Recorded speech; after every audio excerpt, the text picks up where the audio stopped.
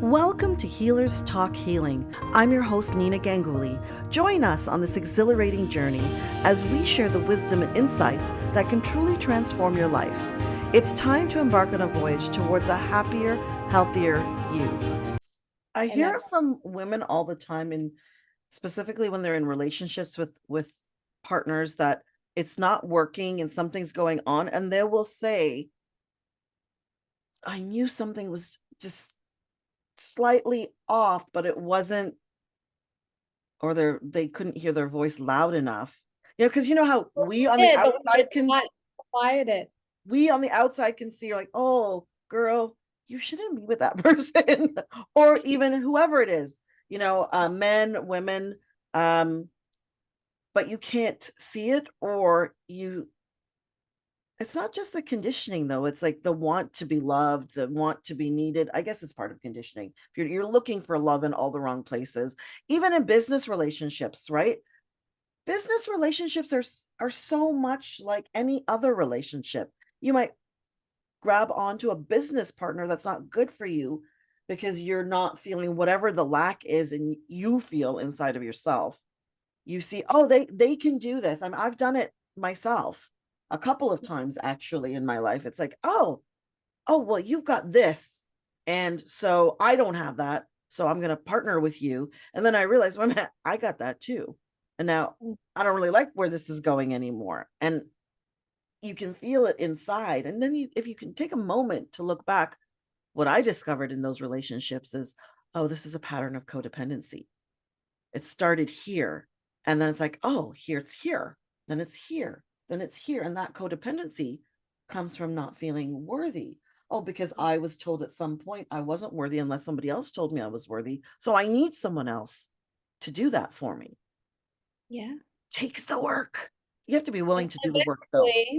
You can take, you can look at all of your past relationships and identify that whether they were, 1 week, 3 years, very, very, very impactful, or just a short stint of like a love affair, you can start to connect where the lack of self-love was. And you can start to piece together why you came out of each of those relationships feeling as, sorry, I curse, but not sorry, feeling as shitty as you do, because you realize that actually the way that you feel at the end of those relationships is indicative of where you were in terms of love of yourself beforehand. Mm-hmm. Mm-hmm.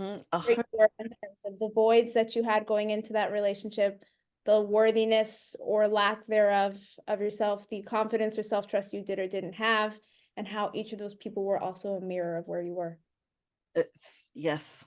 We're unfortunately, I'd say lost people finding other lost people, trying to find directions. Neither of us knows where to And go. I not to judge anyone because we've all been there. Lord, have I had a lot of Yes. lost relationships. Oh my gosh. Oh my goodness. It's very easy to get lost in another when you don't know, where you are in yourself. And I was watching this comedian. I wish I remember his name, but one of the things in his act where he got a little serious was, he said, I wonder why people get into relationships to find love before they found it for themselves, because it makes it so challenging when you're trying to find love for yourself, and then to get into a serious committed relationship with another who's probably also trying to find love for themselves.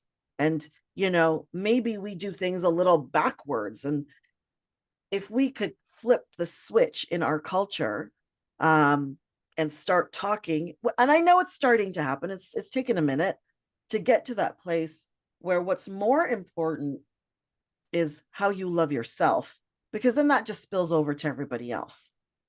It's not like you're not the last person to drink from the cup. You're actually the first person to drink from the cup. So then there's enough for everybody else. And I remember, yeah, from the overflow, right? Because I remember these little things that you remember as you go along in your healing. My dad would tell me all the time, you never ask someone if you look nice. You wait for them to tell you. And then if someone tells you you look nice, then you look nice. I'm like, okay. So that's how I grew up. So I needed outside validation to oh, okay, so now I'm a good person. Okay, if you say I'm a good person, then I'm a good person. But if you say I'm a bad person, then I must be a bad person. There was nothing there of myself in there. And I remember the first time my daughter asked me if she looked beautiful. And I asked her, do you think you look beautiful? Do you think? Because my opinion doesn't matter, really. At the end of the day, what matters is your opinion of yourself to go into this world. And same with my son. I think I've reared them both the same. Is, if you feel you look good, to hell with whatever other people think or say, or it doesn't matter. If you think you did your best, if you are happy with what's going on, then none of our opinions really matter. I agree. And that work that you are now doing as a parent is the very reason that I have continued to do this work, because I want to bring that to my children and to my family. I want to take all the beautiful things that I did learn from my parents and leave all the things that were learned from their parents and the parents before them, et cetera, and teach my children to come from a place of internal guidance and validation internally, and not needing to seek it from outside sources, not needing to find their worthiness in the doing instead of the being. uh, Mm, Knowing that they're inherently worthy just as they are, and not because they look, act, produce, et cetera, how they show up in the world, but just to be worthy and valuable just as is, no matter how they are on any given day. yeah, that's such a it's a gift. It is definitely a gift, but watch out, parents. When you teach them to be that way, you're gonna get some stuff. You're like, "What? Everyone is a mirror.